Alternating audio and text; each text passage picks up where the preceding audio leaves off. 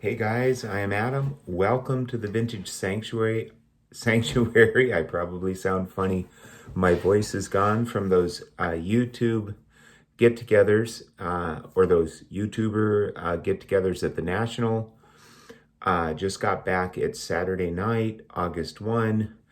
And so bear with me with this voice here, but I wanted to get this video out.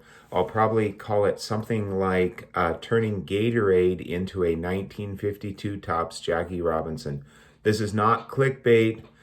I'm going to go into all the details. If you want to just move ahead to get to see the card, that's fine. But there's a pretty fascinating story here. I think you might enjoy it. Also, if you go back and watch my last video, where I talked about, my loose plans for the National, I think it'd be really helpful. You could even watch it on double speed. I'm pretty good, pretty easy to watch, I think, on double speed based on my speech cadence. I think that'd really make this video more meaningful. Now, to be open about it, I'm not trying to get people to watch more of I like it when people watch my videos. I like subscribers and comments and all that, yes. But I'm not shooting for that. I'm just saying, if you go watch my last video, pre-national video, I think it'll really make this one more meaningful. All right, without further ado, let me tell you the story. So again, in the last video, I went to the National with this card, which is just stunning, and you can see it in the last video just to show it off. That was my pre-national pickup. It was so nice, I had to get it. But then I had, from some selling and saving, I had just going to be transparent about money here. And so some of you really like that, others maybe not so much. But it's not about the money, but, sometimes some monetary context is helpful. So through selling and saving, I had, around $3,300. Well, I had $3,300 to take to the National. Of course, there's always a few more bucks floating around in the wallet for food, whatever, that I could, utilize if I needed to, bridge that gap and just squeeze in another card or squeeze in a more expensive card. But anyway, so I get there on Tuesday evening. I'm greeted by Dave, Legends of the Dugout, and Eddie's Cardboard Chaos. We all roomed together at the Westin. And so there was, in the lobby of the Westin, there was people were just putting their cards on various tables and stuff. So it was just like, an organic hotel lobby card show. But of course, mostly shiny stuff, mostly modern. There was a Bowman Chrome graded, Bowman Chrome Tom Brady rookie at pretty much every layout of cards, which I thought was fascinating. Dave and Eddie and I thought that was fascinating. In some cases, more than one, usually graded 8, 9, or 10. So there's a ton of those puppies out there. Anyway, if you look at my last video, there were 2 cards. In addition to the cash, I brought a BGS 7 1985 star Gatorade Michael Jordan, which I paid $725 for a little bit less than 5 years ago. And I also brought a 195 Olympic Jordan from 1984 star, which I paid $800 for, I think, around 4.5 years ago, in a BGS 5.5. Off center in 2 directions, but still look nice. So I brought those 2 cards. I like those cards. It's just the value had risen so much, I would have rather had, something else. I go into all that detail in the last video. So we're cruising around the lobby of the hotel, just looking at people's shiny cards. Lo and behold, somebody had, I think they had 3 1952 Topps Jackie Robinson cards. One was an SGC 1.5, one was, I think, a PSA, maybe 1.5 with a mark, maybe, or 1 with a mark, something like that. And one was like a 4, maybe an SGC 4. The 2 lower grade ones, he had 12,000 on each of them. And so I kind of scoped those out. I wasn't really, I really wanted a 52 Topps Jackie Robinson. That was like a #1 goal card if I could make the right trade with, one or both of my star Jordans that I had. So really wanted it.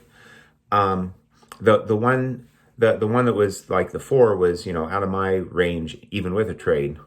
And out of the 2 low grades, it was the SGC 1.5 that I liked better. However, it wasn't really calling to me. It was calling to me because it was a 1952 Topps Jackie Robinson. But, that specific copy wasn't really calling to me strongly. And, that was a dilemma because, that's a tough card. I do believe it's going up. I'm not saying this is an investment advice. Just, as a collector, I do believe it's going up. And I'd like to, get one if possible before it's even further out of range. So anyway, we went back up to the room. And, I had said to the guy that had these Jackie Robinson 52 Topps, I said, hey, I got a couple of star cards. I, described them. He said, I might be interested in a trade. So we go back up to the room. I got his card. We go back up to the room. And because he had a business-like card type thing. I don't think he was a major dealer or anyone, just someone who, somebody who, would do trade nights and stuff like that. So anyway, Dave, Legends of the Dugout, said, well, why don't you just go down there and show him, your 2 star cards, just to see, how much possibility there is, and then, take it from there. So I thought that was a good idea. So I went down there with the 2 star cards, and, I don't remember exactly how the conversation ensued. But at some point I said there was a really good comp on the Gatorade. It was 13,800. It was also a BGS 7, had sold recently, had very similar subgrades, had really nice centering just like mine. My Olympic was way off center in 2 directions, but the Gatorade really nicely centered. By the way, Gatorade is more often, is more likely to be nicely centered. So really great comp. And he had his SGC 1.5 Jackie, with an asking price of $12,000. So he looks at the Gatorade, he looks at the Olympic, and he says, yeah, I'd be interested in the Gatorade. And he said, I would trade you straight across, He said, that's what I do, value for value. Well, the SGC 1.5, there was a recent comp of 10,800. And I did not inspect that comp, but, so I don't know, maybe it was not as nice as the one he had, although the one he had, don't get me wrong, any 52 Topps Jackie Robinson would be pretty nice, right? But, it just wasn't speaking to me. It had kind of a heavier crease or 2. It was quite a bit off center. The red wasn't, just seemed a little kind of faded to me. It wasn't really speaking to me, but it was speaking to me because it's precisely a 52 Topps Jackie Robinson. So anyway, he said, I believe in value for value. I would trade you straight across for the Gatorade, value for value. I didn't argue with him, but I thought, this really isn't value for value. My recent comp's 13,800, a really strong comp. Yours is 10,800. That's like value plus 3,000 for value. So, but I'm not going to argue with him, right? But yeah, my gut told me, no, that's not a good trade, even though I so wanted a 52 Topps Jackie that, So anyway, well, you start pulling out Star Jordans amongst the young ones that collect shiny modern stuff, and believe it or not, they get kind of stoked.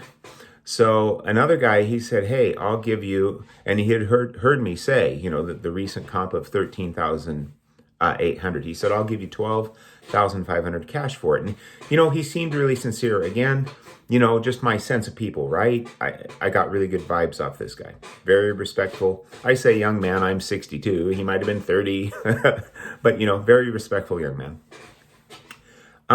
So I thought about that a little bit. He's like, well, first he said, well, what are you trying to do with it? I said, well, if I can get the right vintage card, I would trade it.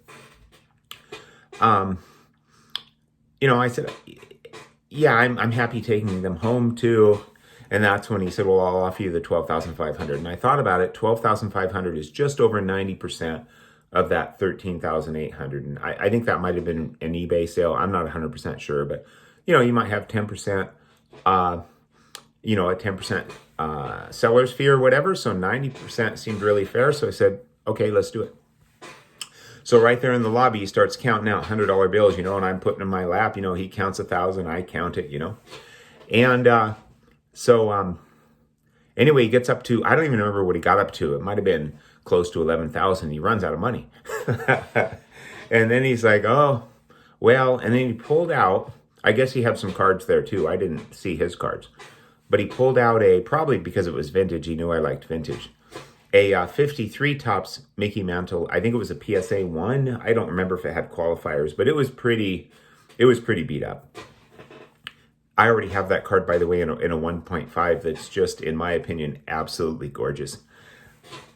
Anyway, so he says, well, I don't really have the 12,500 here. That's not a good sign, is it? But would you, but he did say, hey, it's back at my hotel. He was staying at the, I think it was Hyatt. I think that's one of the hotels. Anyway, he said it's back at the hotel. He said, but if you wanted this, this 53 Topps, Mickey Mantle, then I could take some of the cash back. We could make that work. I said, well, I said, I already have this card. I just want the cash.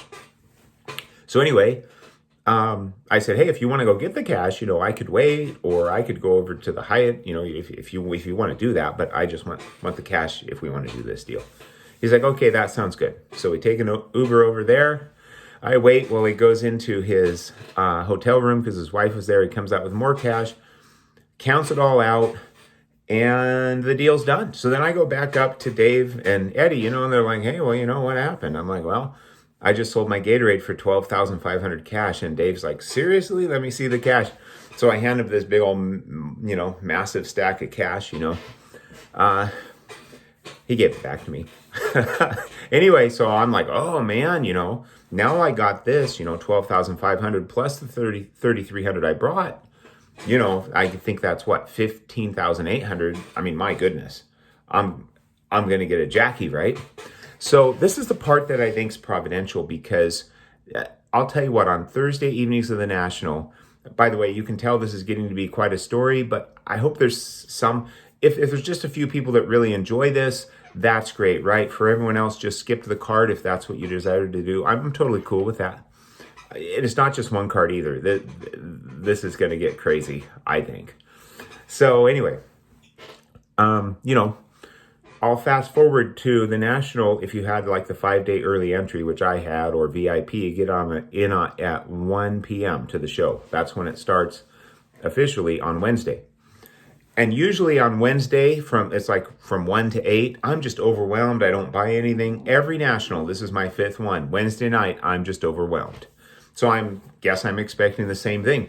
But I'm busy talking to people, hobby peeps, Matt, the card story, and his family and others, busy talking to people. They open the doors early, and we look, and it's like maybe 12:45. Look, people are going in, it's open. And so maybe that distracted me from being overwhelmed. I'm like, okay, well, I'm going to go. Well, Dave and I go in. He had to go to the SGC booth and I think maybe submit something. So we get in line there, and, I want to hang out with Dave. Dave, I know you'll watch this at some point, but I'm thinking to myself, man, I want to go look at cards. This thing just freaking opened up. I don't want to stand in line somewhere. But anyway, while he was waiting in line, it was only like maybe one person in front of him. I thought, well, shoot, I have probably at least 5 minutes. I'm just going to wander over here for 5 minutes. And I'm going to say I'm a person of faith. This whole thing just kind of feels providential to me. Now, I'm not trying to be preachy. I'm just telling you my feelings, right? You can agree, disagree. That's fine. But I had prayed about, that I'd have a good National, that not, go trading away those Jordans frivolously, like get cards I really like. I prayed that my hobby brothers and sisters would have great Nationals, get to hang out with people, have a great time, make connections, get some great cards for their collection. So I pray about, pretty much everything. So I had done that. This really feels providential to me because those doors just opened up early. And then, it just took us a couple minutes to walk to the SGC booth. And then I just start wandering off. And it's like, I just think I'll come back in 5 minutes. I'll just go that way for a little bit. And I just immediately end up at Craig Halbig's table. Basically, the first, I walked by some tables, but pretty much the first table I come to. Now, once I got there, I guess I kind of pieced together, oh yeah, it would be over here. But I wasn't trying to go to his table, first or anything. And there's pretty much no customers there yet because, just opened early. So, how he has them arranged. Well, if you know his inventory, like a lot of dealers do, not all, but a lot, it goes from the older cards and then it goes around because he has a lot of space. So I was coming in where it was like, oh, okay, here's the 70s, tops type cards and so forth, and into the 60s and into the 50s. Go around the corner, lo and behold, there's that 52 tops Jackie Robinson. And it's in a PSA good 2. I'm like, oh man. And it looks gorgeous to me, So I asked to see it, and I'm like, oh my word. And it has 16,500 is the asking price. So ultimately, Craig comes over. At this point, I know I want this card. It's probably not even, it might not even be 1 o'clock yet, right? And I'm already looking at this card. And I just leveled with Craig. I find him to be just, a wonderful person and dealer, just the most straight up guy, that does everyone right. I just told him, I said, hey, look, I said, I came here with 3,300. I said, I just sold a Gatorade Jordan for 12,500. I got 15,800. He had 16.5. I said, I'll give you the whole 15,800 for this card. Spend all my money, maybe by 1 o'clock, right? Which is crazy because I never spend money on Thursday night. Just crazy. So he says, well, here's the deal. He had a 16.5. He said, I turned down an offer of 16,000 last night. And he told me later, by the way, that he thinks that individual, maybe wasn't necessarily buying the card to have it in their collection, but maybe was going to flip it or hang on to it for a while and flip it. Hey, I guess you could say you pay the money, you can do what you want with it, right? Although I think maybe he wanted it to go to a good home. His wife, Holly, said that Craig really did wrestle with whether or not to sell that card because, he knew it was very likely to increase in value. I think it will too. I really do. And even before I owned it, I strongly felt that way. But that's not why I don't just buy something because I think it'll increase in value. I have to like it. And I'm genuinely super stoked about this card. Even if I didn't think it was going to increase in value, even if I thought it was going to lose 10% of its value in the next year, I'd still be genuinely super stoked about this card. So he said, hey, look, I just turned down an offer of 16,000 last night. He said, I think that guy may very well come back, and pay a little more. But he said, I got to have at least 16,200. And I thought about it and I said, all right, let's do this. So I spent all that cash, boom, just like that. And I PayPal friends and family the other 400. I had saved a little cash back. I usually like to have some money for August after the National, but now I spent that too. So I spent everything, boom, done by 110. Now, maybe half that time was spent just counting out all those freaking $100 bills to get up to, to get up to that amount. All right, let me turn this camera around. Well, no, let me say a little bit more because let me turn this camera around. I'll show you the card and then I'll tell you what happens next, because what happened next is pretty crazy. Oh, by the way, I'm going to say, Eric, those back pages, a shout out to you, my collecting brother, because, he had said to me, I don't want to put words in his mouth, but something like, if you sell, I think this is a fair characterization. If you sell those Jordans, you better get a big card. Those Jordans still have room to grow. Something like that. I really appreciate him saying that because I know it came from a place of caring about a collecting brother. And I know that, that's exactly where it came from. So thank you so much, Eric. And I took those words to heart. I said to myself, if I sell or trade either of those Star Jordans, I need to get something that I'm super stoked about. And in my mind, something that does have, at least some potential to increase because just because those Jordans might keep climbing. Although, if you want to know what I think will happen with those Jordans, I actually think they're so high, they've risen so quickly that they'll pull back a little bit and maybe stabilize, and then eventually maybe they'll start to grow again. But, what do I know, right? It's what I think might happen, but who the heck knows? But I think there's wisdom in if you're going to sell some cards that to many are very iconic, and those are iconic to me as well. I kept one Star Jordan. I'll show that sometime. It's the 5x7 Court Kings 84 Star. I've shown it before. That's the only one I have left. That's the one I'm going to keep.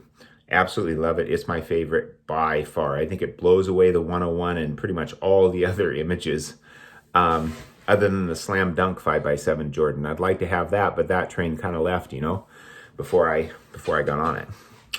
Anyway, all right. Let me turn this camera around, show you this card, and then tell you what happened after that. And I think you'll get, it'll work better if I turn the one light off, which makes me look 10 years younger, or no older than I am. Oh, man. Oh, man. Man, oh, man. You know what this is? I'll tell you what this is. This is a Too Good to Be True 2. A Too Good to Be True 2. That's what it is. Oh, my word. I can't believe I'm holding this card in my hand. By the way, this is a Type 2. There are 100 cards on, this is the last series, Series 6. 100 cards on the sheet. The first one, upper left, was number 311, Mickey Mantle. And then the next one was right next to that, to the right, was number 312, Jackie Robinson. But there were 3 cards that were double printed because when you go from 311 through 407, which is Eddie Matthews, that's only 97 cards. So you have a 100 card sheet, you're going to get to double print 3 cards to get up to 100. And the double prints are Mickey Mantle, Jackie Robinson. I think the other one's Bobby Thompson.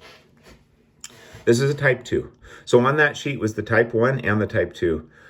The Type 1, this horizontal border, black border on top, extends out a little bit. Here it does not. And this is Type 2. It's got that little, they all have that little print dot right there. And also for Type 2, the stitching on the baseball runs to the right, they run to the right, top and bottom, rather than to the left, and then lines up a little different over here, the end of the text. So check this beauty out. Oh my word. Oh my word. I wanted one, you know, I mean, hey, this is pretty nicely centered for a Jackie Robinson, I think, you know. Sure, it's got the little diamond cut there, but that is so common. But, you know, these are often off-centered.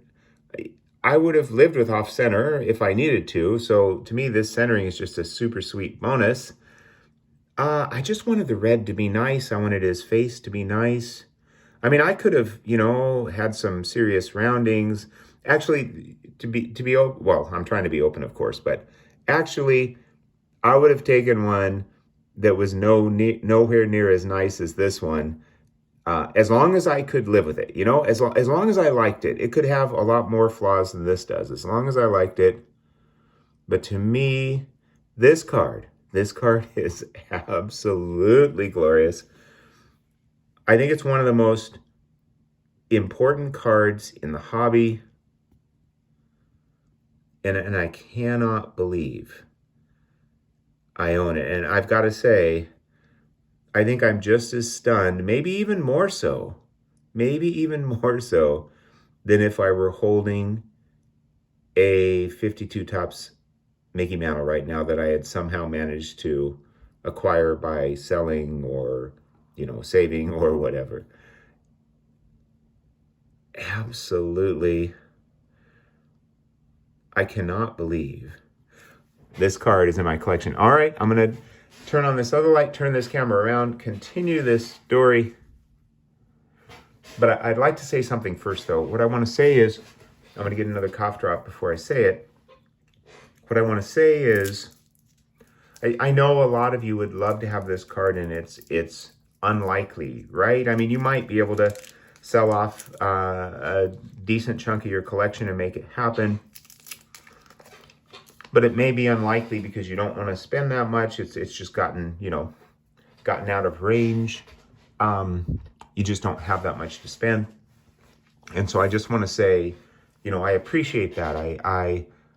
I'm humbled and honored to have this card. I know that not everyone can have this card. First of all, there is a limited supply of them, that is for sure. But also just because of the expense to get one. So I'm grateful to have one. I know some of my hobby brothers and sisters, this is a card, a dream card for them, a card they'd really like to have, maybe even a Grail card. And, you know, they have fantastic cards, but they may not ever get this one. And so it's with humility that I say, you know, I am grateful to have this card. I feel very blessed. All right, let me turn this camera around. Turn this other light on. Okay, so where do we go from there? So it's like 10 minutes into the official, you know, the official opening of the National. And I've already spent all my money plus 400 more bucks. I've got a card, no butterflies at all.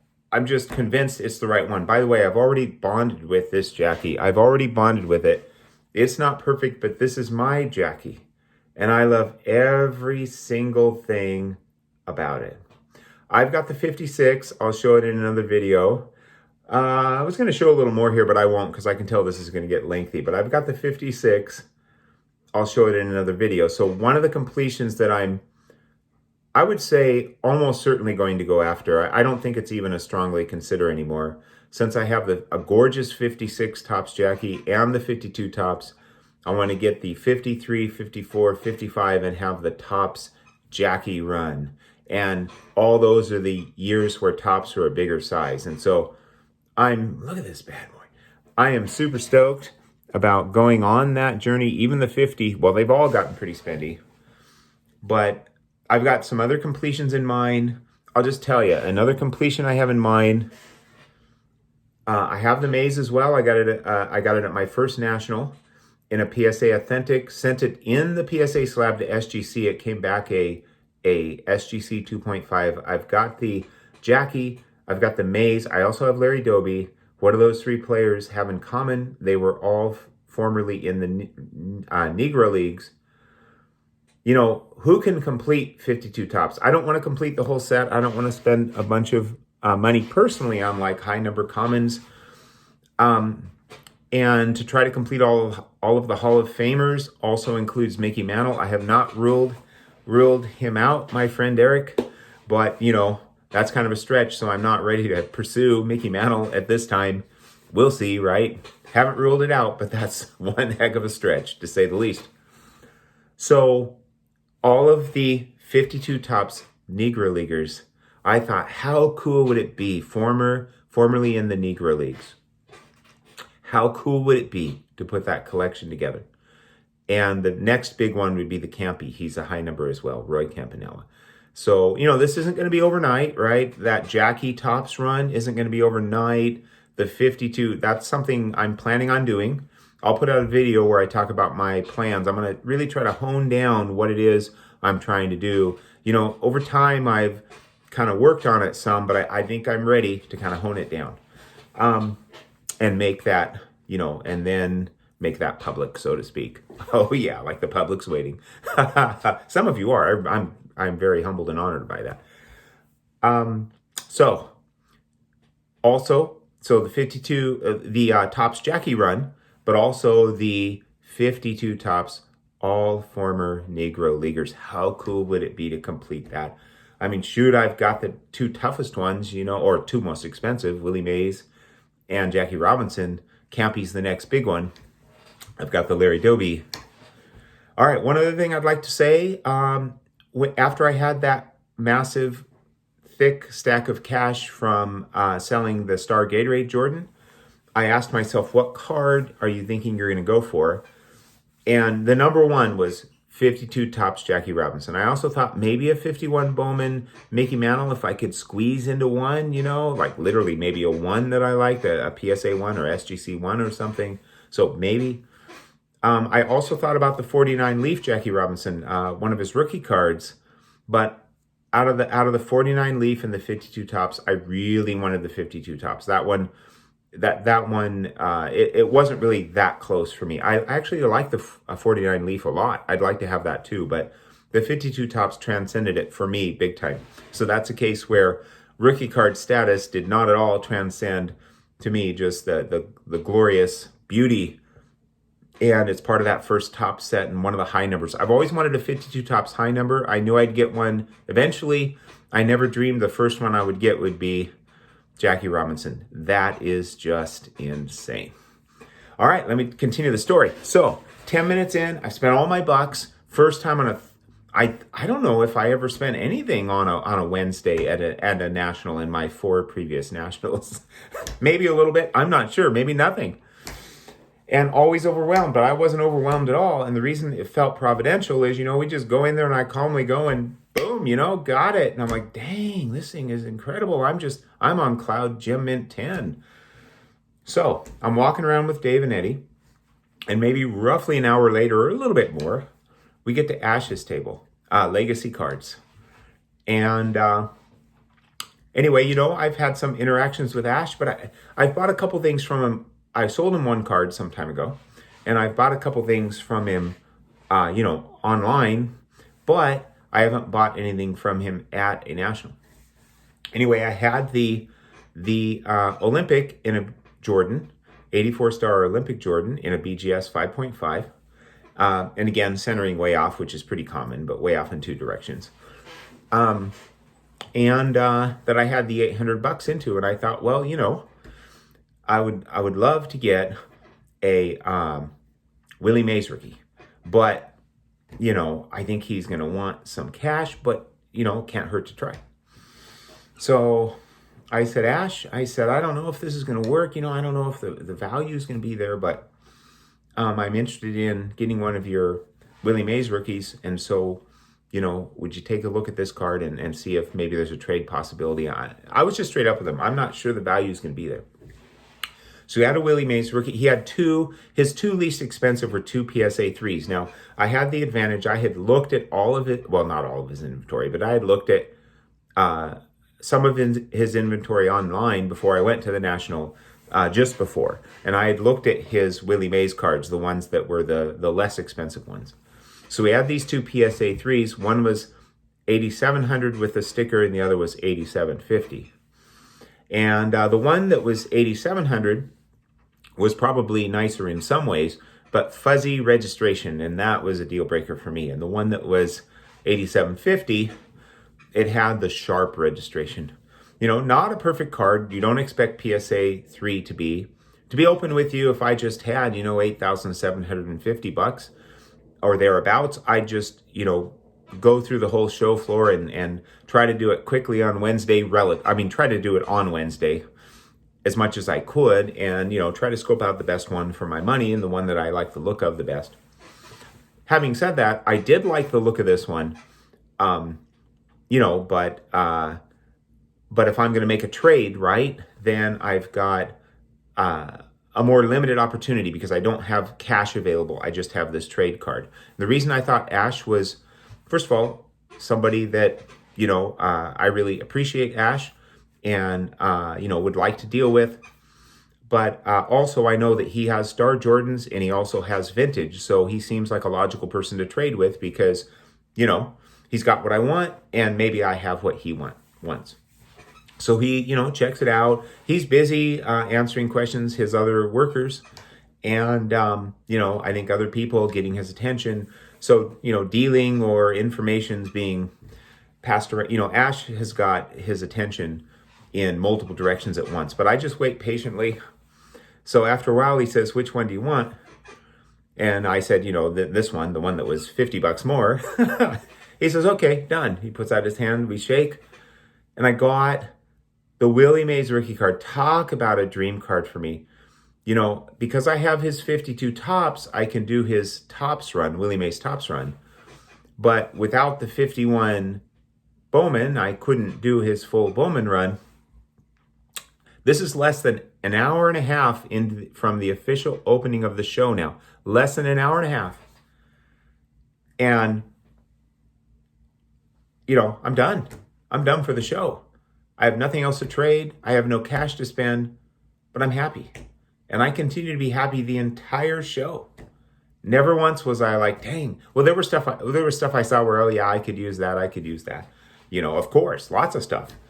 But wouldn't mind that. I'd love that, But never once did I feel like, oh man, I wish I hadn't done that so I'd have cash, right? Never once.